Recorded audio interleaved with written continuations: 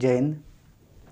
जैसा कि आप देख पा रहे हैं, ये क्लास 10 का प्रश्नमाली 1.1 का क्वेश्चन नंबर 4 है और इनसे पहले क्वेश्चन नंबर 1, 2, 3 हम लोग सॉल्व कर चुके थे। क्वेश्चन नंबर 4 आज सॉल्व करना है। तो क्वेश्चन नंबर 4 ये मिलता जुलता सवाल है क्वेश्चन नंबर 2 का।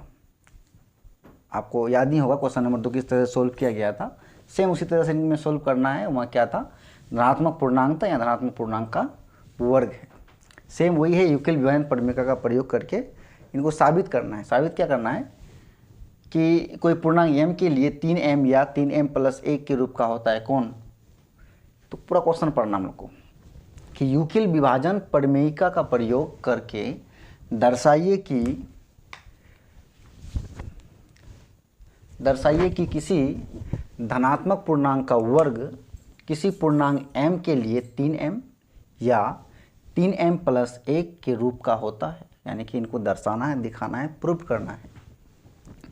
ये सेम क्वेश्चन नंबर 2 की तरह है और कोशिश करना क्या है कि सिमिलर मैथ जो रहेगा, अगर मैथ मान लेते हैं कुछ मिलता जुलता हो ना तो उसको लिखेंगे भी मिलता जुलता, ताकि हमको याद करना ना पड़े। अगर एक क्वेश्चन को सही से अगर समझ लिए तो बाकी क्वेश्चन उसके आधार पर हम बना सकते हैं। क्योंकि मैथ जो ना समझने का चीज़ है, ये रटने का चीज़ तो है नहीं कि आप याद कर लीजिएगा, एग्जाम में लिख लीजिएगा। एक स्टेप नहीं हिलेगा याद करके। अब हर एक चीज़ों को आपको जो है समझ करके ही आगे बढ़ना पड़ेगा। तो ध्यान दीजिएगा, इधर हम लोग क्वेश्चन में फोकस करते हैं। क्वेश्चन नंबर 4 जो कह रहा है क्या कि यूक्लिड विभाजन परिमेयिका का प्रयोग करके दर्शाइए कि किसी धनात्मक पूर्णांक का वर्ग किसी पूर्णांक m के लिए 3m या 3m+ के रूप का होता है। तो दर्शाएंगे, सेम वही लिखने का स्टाइल रहेगा जैसे कि हम क्वेश्चन नंबर 2 को लिखे थे। तो यहाँ से हल करना शुरू करेंगे और यहाँ लिखेंगे कि माना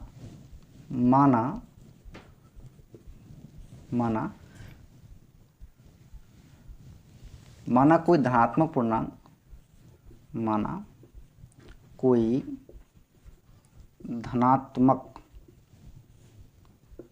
पूर्णांक या इसको ऐसे माना a कोई धनात्मक पूर्णांक हो।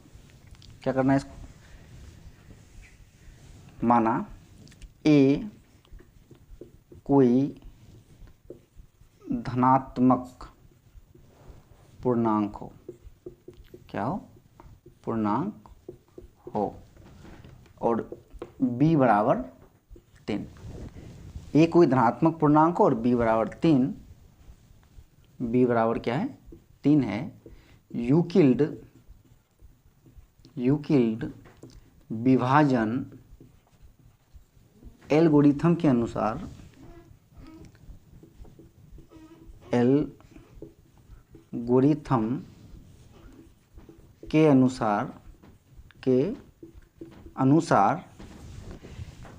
यूक्लिड विभाजन एल्गोरिथम के अनुसार a को b से भाग देने पर, a को b से यानी कि 3 से भाग देने पर a को b से भाग देने पर भागफल q तथा शेष r हो तो, शेषफल क्या हो, शेष r हो तो, शेष r हो तो a बराबर क्या होगा, BQ जोड़ r, ऐसा लिख सकते हैं। यूक्लिड विभाजन एल्गोरिथम का जो प्रमेय था वो था a बराबर BQ जोड़ r, यानी कि a भाज्य बराबर भाजक गुना भागफल जोड़ शेष। और r के बारे में जहाँ r जो है वो 0 से बड़ा या बराबर और b से छोटा हो, यानी a बराबर BQ जोड़ r। तो इसीलिए हम लिख सकते हैं यहाँ कि a बराबर BQ, यानी कि b कौन, 3q जोड़ r। और जहाँ लिख सकते हैं कि r के बारे में कि वो 3 से छोटा होगा। और समझना यहीं पे है, जैसे r शेषफल, क्योंकि यूक्लिड विभाजन एल्गोरिथम का जो प्रमेयिका था उसमें क्या था कि शेषफल जो है ना वो हमेशा b यानी कि भाजक से छोटा और 0 से बड़ा या बराबर होगा। इसीलिए यहाँ हम लिख सकते हैं आर का वैल्यू वो 0 हो सकता है, 1 हो सकता है या फिर 2 हो सकता है, 0 के बराबर और 3 से छोटा हो सकता है, अर्थात 0, 1, 2 हो सकता है।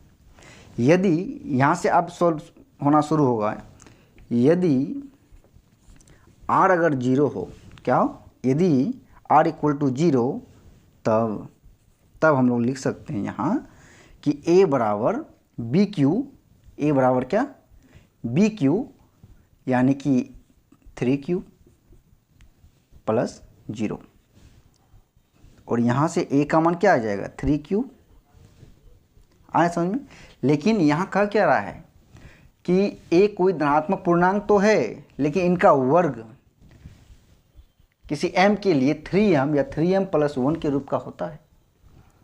तो अब यहाँ वर्ग कह रहा है, तो हम लोग क्या करेंगे, दोनों ओर वर्ग कर लेंगे। क्या करेंगे,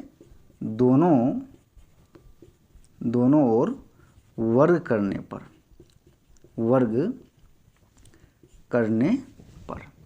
जब दोनों ओर वर्ग करेंगे तो यहाँ से अब हम लोग लिख सकते हैं, दोनों ओर वर्ग करने पर तो यहाँ हो जाएगा a² बराबर 3q का स्क्वायर, a² बराबर 3q का स्क्वायर। तो बराबर के नीचे में बराबर लिखना है, और 3q का स्क्वायर यानी कि इसको लिख सकते हैं 3 गुना 3 यानी 3 इंटू 3, और यहाँ क्या है, q का स्क्वायर। अब समझ पा रहे हैं, यहाँ 3 का स्क्वायर है, q का स्क्वायर है। तो हमने क्या किया, 3 को 2 बार लिखे, 3 को जो है ना 2 बार लिखे, 3 इंटू 3, और q पर भी पावर 2 है तो q का स्क्वायर। और यहाँ हम लिख सकते हैं इस तरह से कि 3m, जहाँ m इक्वल टू क्या है, 3q स्क्वायर। यहाँ थोड़ा सा आपको लगेगा कि सर ये क्या हो रहा है। आप समझिए पहले बात को। यहाँ जैसे हम देख पा रहे हैं q पूर्णांक, 3 पूर्णांक और m भी पूर्णांक, तो इसका मतलब पूर्णांक क्या होगा, बराबर होगा। तो हम लिख सकते हैं, इससे पहले हम q को मान के चले थे कि पूर्णांक है, और क्वेश्चन में दिया गया 3 पूर्णांक है, और हम सब जानते हैं कि जो क्वेश्चन में दिया गया क्या, क्वेश्चन में दिया गया m पूर्णांक है और q पूर्णांक हमने माना। a क्या, क्वेश्चन में a हमने क्या किया, a कोई धनात्मक पूर्णांक है, और q के बारे में जानते हैं, q क्या है, ये भी पूर्णांक है। क्यों पूर्णांक है, कि पूर्णांक को जब पूर्णांक से भाग देंगे तो क्या आएगा, मेरा भागफल q जो आ रहा है ये भी पूर्णांक है, शेषफल r भी पूर्णांक ही होगा। और m क्वेश्चन में दिया गया है कि m पूर्णांक है, इसका मतलब कि 3 भी पूर्णांक, ऑलरेडी हम जानते हैं कि 3 क्या है, पूर्णांक है। 0, 1, 2, 3, 4, 5, -1, -2, -3, ये सब क्या आता है, पूर्णांक के समुच्चय में आता है। तो इसका अर्थ ये हो गया कि अगर 3 पूर्णांक और q पूर्णांक, तो q का स्क्वायर भी पूर्णांक गुना पूर्णांक भी पूर्णांक ही होता है। और यहाँ से m तो ऑलरेडी पूर्णांक दिया गया था, तो इसका मतलब 3q स्क्वायर जो है ना, वो किसके बराबर है, वो m के बराबर है। क्यों, क्योंकि पूर्णांक के बराबर होता है। तो यहाँ हम क्या कर दिए, 3m लिख दिए। जो आपको लग रहा है यहाँ कि ये 3m जो साबित करने के लिए कह रहा था, वो 3m यहाँ पे आ चुका। अब क्या करेंगे, अब लिखेंगे यहाँ अगेन, पुनः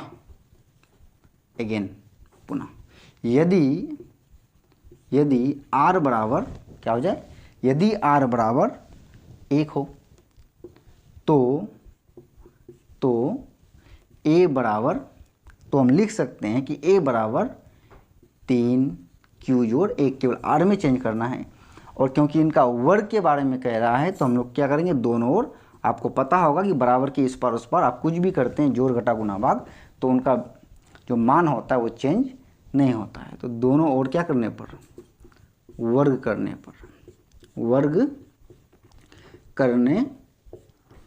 पर, तो दोनों ओर वर्ग करने पर क्या आएगा, a का वर्ग a स्क्वायर हो जाएगा, यानी a पर वर्ग बराबर 3q प्लस 1 पर भी यहाँ क्या करेंगे, स्क्वायर लगा देंगे, वर्ग लगा देंगे। तो यहाँ से बराबर के नीचे बराबर लिखते हुए यहाँ देखिए, अब 3q जोड़ 1 का स्क्वायर है।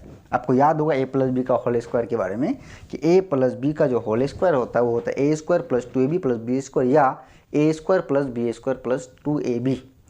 तो हम उसी स्वर समीकरण का यहाँ प्रयोग करके इनको क्या करेंगे, सोल्व कर देंगे। यहाँ लिख सकते हैं A square plus 2a square plus 2ab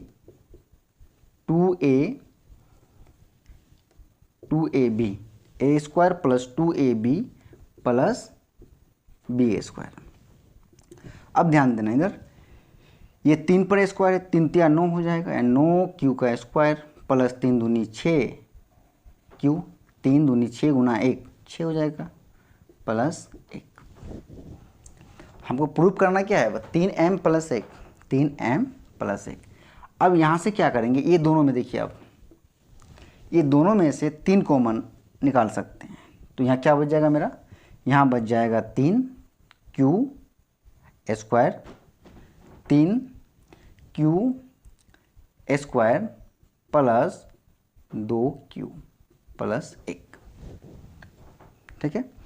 और यहाँ हम लिख सकते हैं फिर इसी तरह से, जिस तरह से यहाँ लिखा गया था, क्या लिख सकते हैं यहाँ 3m,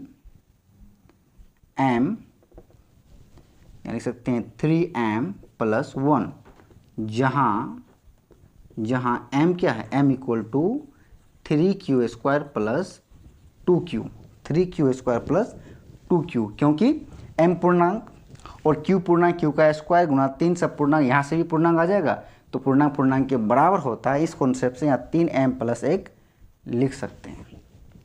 और इस तरह से आप देख पा रहे हैं कि 3m प्लस 1, देख रहे इधर, ये 3m और 3m प्लस 1 जो साबित करना था वो हम कर चुके। अब 2 को लिखना कोई ज़रूरी नहीं है, 2 का मान पुट करना ज़रूरी नहीं है, क्यों 2 केवल यहाँ मांग क्या रहा था कि 3m या 3m प्लस 1 के रूप का होता है, तो होता है, तो इसलिए यहाँ लास्ट में लिखेंगे अतः। यहाँ आप देखिए लास्ट पॉइंट में हम लिख सकते हैं, क्या लिख सकते हैं कि अतः किसी पूर्णांक m के लिए, अतः किसी धनात्मक पूर्णांक का वर्ग, किसी धनात्मक पूर्णांक